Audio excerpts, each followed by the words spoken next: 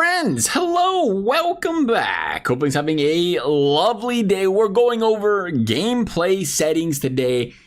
Believe it or not, they are pretty crucial in order to play some successful hockey in NHL 26. We'll start with the controller settings. There should only be one thing in here, I believe, right? Well, you can change the pass assist as well. Tinker with this. I will normally drop the pass assist to about 90. Now, the thing is, over the years, the passing has gotten a whole lot better. Back in the day, the passing was just, the directional passing was really, really bad. It seemingly has improved quite a bit there, so I'll probably still leave it right around 90. Nothing too crazy there. Vibration, if you want it on, whatever. Hug post auto. This is for goalie settings. I would once again recommend if you do play goalie, you're probably going to put that bad boy on manual. Goalie covers can be auto there, but when you play goalie, you kind of want the freedom to do that. Auto backskate. This is the big one we want to talk about. You got to have this sucker turned off. The problem with auto backskate is your player will automatically start backskating when the guy comes in a rush into the zone. And hey, that's great. They're putting you in position. The problem is when that person's blazing down the ice with wheels or speed or elite edges and everything, they're just going to blow right by you because the time it takes you to pivot from backwards from like skating, side by side with him to pivoting around backward, it's going to kill you. It's going to cost you a lot of speed and time.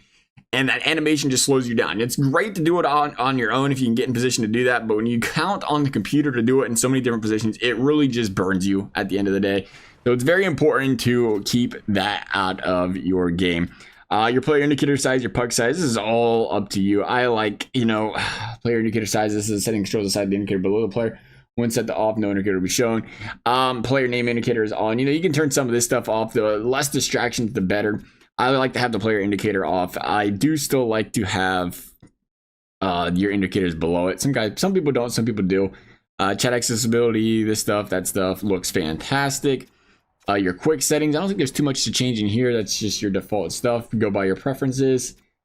Actually, I should probably bring it up. Once you do get more used to playing total control, skill sticks to old one, even hybrid, the more advanced you do your control, like the higher tier the control setting is, the more you're really going to have the ability to do, the more freedom you can have.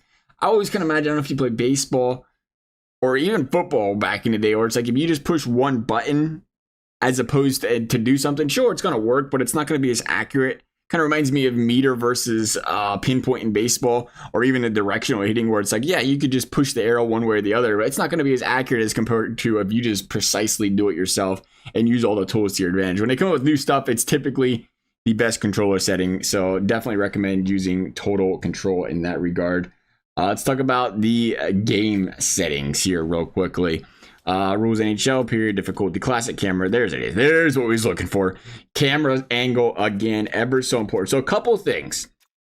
Anything that's dynamic, the camera angle is going to move. It is going to wiggle, and it is going to make your life difficult. Because now you're not just playing on how do I pass to the right player. You're also playing on, is the camera angle about to shift a little bit? So when I'm aiming to the left, it's actually going to aim, to the left down a little bit.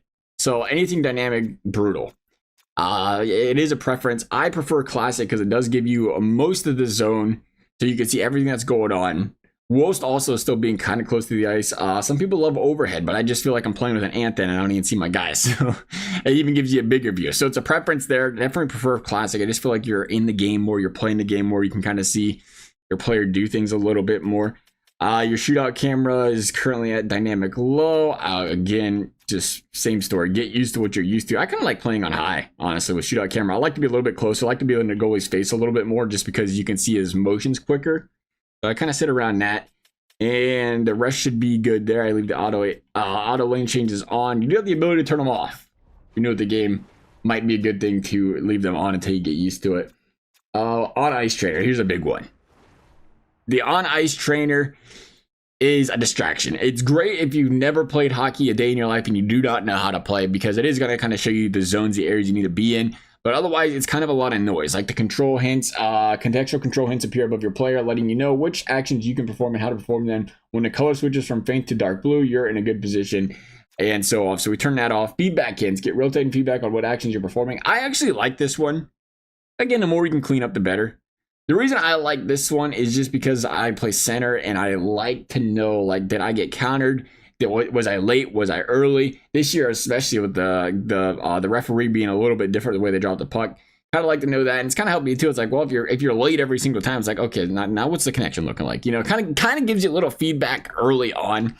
Shot on target, and a shot aim target appears on the net. Of course, again, distraction you get rid of. Goalie coverage grid, I would get rid of. The shot lane, I would get rid of. Pass aim targeting. And an orange arrow indicates the direction of your pass. Hold pass and aim the arrow to help target the right teammate. Again, anything that gets on there, pass suggestions off. I like the offsides warning. A visual warning is displayed. Is it displayed in the offensive zone when any of your team? Yeah, I like this just because, again, sometimes you miss it and it highlights the entire offensive zone of their offsides. To me, that's not a distraction. To me, that's just one less thing I got to worry about. Defensive positioning, a blue region, we're going to take that off. Offensive positioning, blue region, take that off. Again, if you've never played hockey a day in your life and you don't know how to play defense or you'd like to learn, leave it on for the time being. But after that, the more distractions you have on the ice, the more difficult it can be. Somewhere in here, if I am mistaken, is there's your master, and this is volume. Somewhere in here is the X Factor thing, if I'm not. Toggle indicator, there it is. X Factor ability visuals. Again, no thing, kind of at the bottom. It just keeps telling you when it's active and whatnot. It's kind of just it's a distraction. Additional always result in the game displaying the post goal overlays above goal scorer and up to assisting players. That's just, preference. Indicator, what do you got here? Indicator will result in a shift length always. That's fine. Yeah, that should have been it. Player name indicator off. Goal indicator. Goalie anticipation indicator. Face off light show.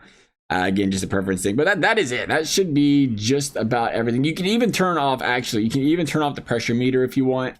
I mean, I'll be honest, it doesn't really, I think I just became accustomed to it now, but it's kind of a distraction, but it's at the same time, it doesn't really change anything. They got the puck in your zone, they got the puck in your zone. As far as I'm concerned, I'm trying to get it out regardless. I think the pressure meter, if anything, it just adds, pressure, because now you're like, I gotta try harder, I'm skating slower. And I don't like it for that regards. Besides that should be just about everything. As always, if you enjoyed the video, I would appreciate you consider liking, subscribing. You never have to. Thank you all for watching. We'll see you next time.